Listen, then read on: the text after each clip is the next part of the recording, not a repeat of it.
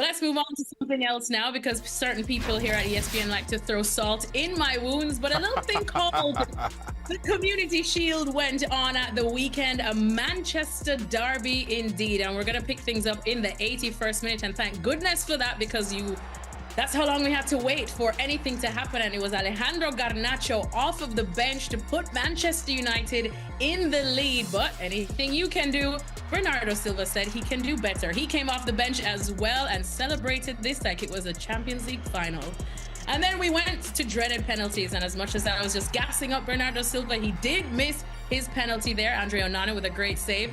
Love this man, Shaka. Andre Onana showing Erling Haaland where to go for the pens, and he had to turn around and give him a cheeky smile after that. But then it went from bad to worse for United. Jadon Sancho missing a penalty, and then Johnny Evans, skying it just over the bar. So Manchester City win the Community Shield for the first time since 2019. They had lost 3 in a row before that. But I want to talk about the man that we saw come off the bench for Manchester United, Alejandro Garnacho, guys, because what a special talent he is.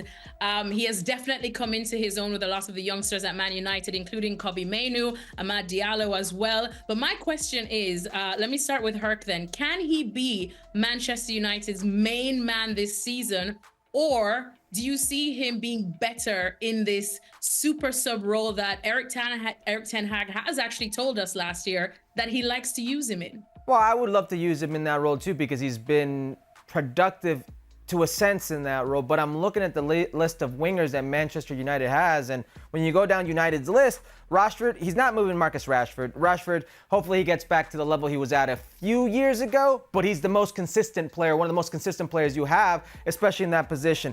Jadon Sancho, he was loaned out because of the personal problems he had with Erik ten Hag.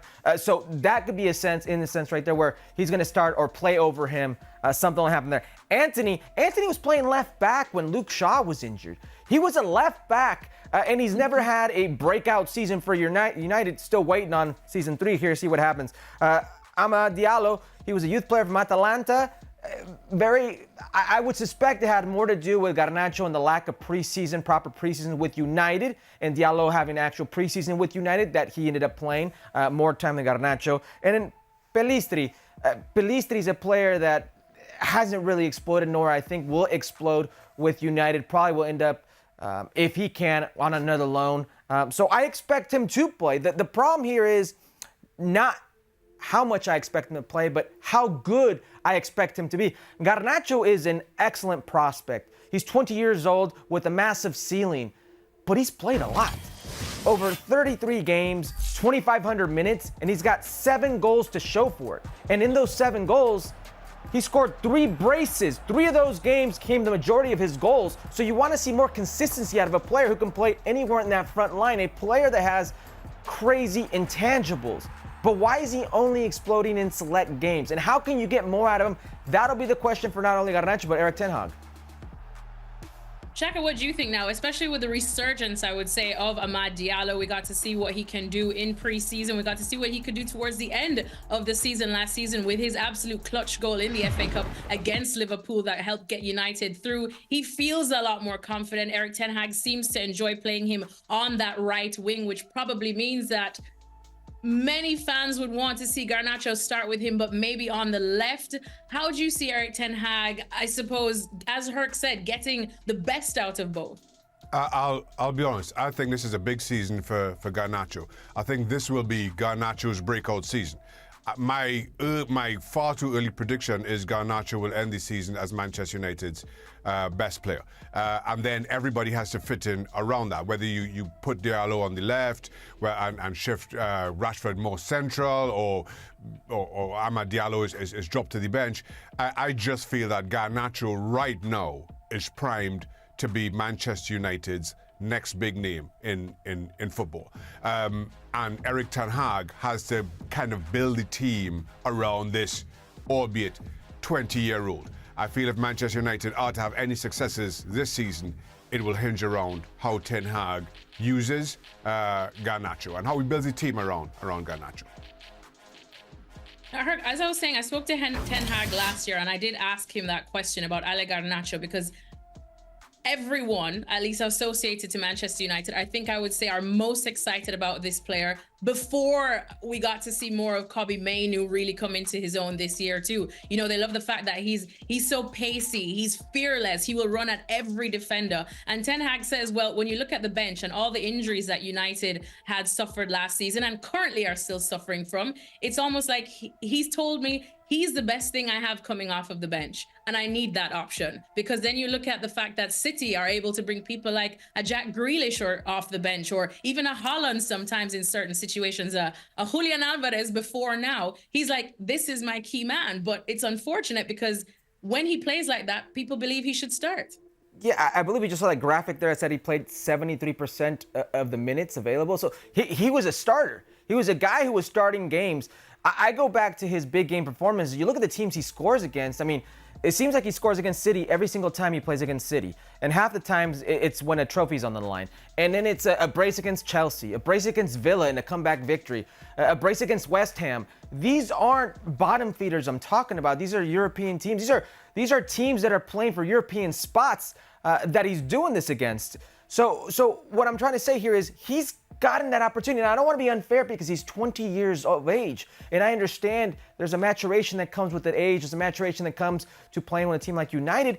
But he's been that player that's played those big minutes. It's about unlocking him now because of those intangibles. He can run at anybody, right foot, left foot, come inside, come outside, play in a central position. But there's a reason that maybe we didn't see too much of him with the Argentine national team during Copa America. There's a reason that guys like Nico Gonzalez, who play in Fiorentina, were getting more minutes than Alejandro Garnacho, who plays at Manchester United for Scaloni. I think we're still waiting to see the best of him, and that's going to take time. Well, as Shaka says, he picks this to be his breakout season. But Shaka, just hearing these conversations when we're talking about Garnacho, where does he play? How many minutes should he get? Amad Diallo, where does he play? How many minutes should he get? Where does this leave Jadon Sancho and Marcus Rashford? Because if anyone needs a breakthrough season, it's those two now. Jadon Sancho needs a move away. I'll be frank with it.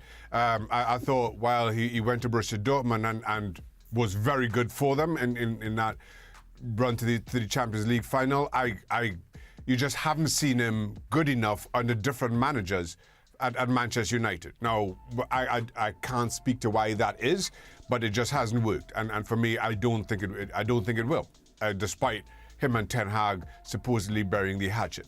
For Marcus Rashford, I continue to believe that Rashford is an incredibly talented footballer. Had that big half to the season after the World Cup in 2022 was very disappointing last season. Again, there was a lot of rumor and speculation about his relationship with Erik Ten Hag, but I feel that you need to have a kind of mature anchoring performance for Marcus Rashford. He's no longer the young prodigy coming through the academy, breaking into the team and learning the game. When you look at Manchester United, and yes, there's some experience in there, more experience than Rashford. Rashford, for the most part, can boast a lot more experience than many others. Garnacho, as an example. And I feel that he has to be kind of the mature player in Manchester United's attack. Everybody else in that attack is very young, whether we're talking Xerxes or Højlund or Diallo, whoever it may be, they just don't have the experience of Rashford. So I expect him to contribute, but not to the level that we saw in 2022, and probably not to the level that I expect Garnacho will have. He'll have to be that calming head in there. That is much needed. And less of the kind of show of frustrations when he has, disappointing games or misses a chance. That's not his role now. His role is to get the best, or make sure that the young players get the best out of themselves. Manchester United's major shift in transfer strategy under Ineos' £156 million spending spree. Manchester United has made significant strides in this transfer window, completing 4 key signings that highlight a clear shift in strategy under Ineos' ownership.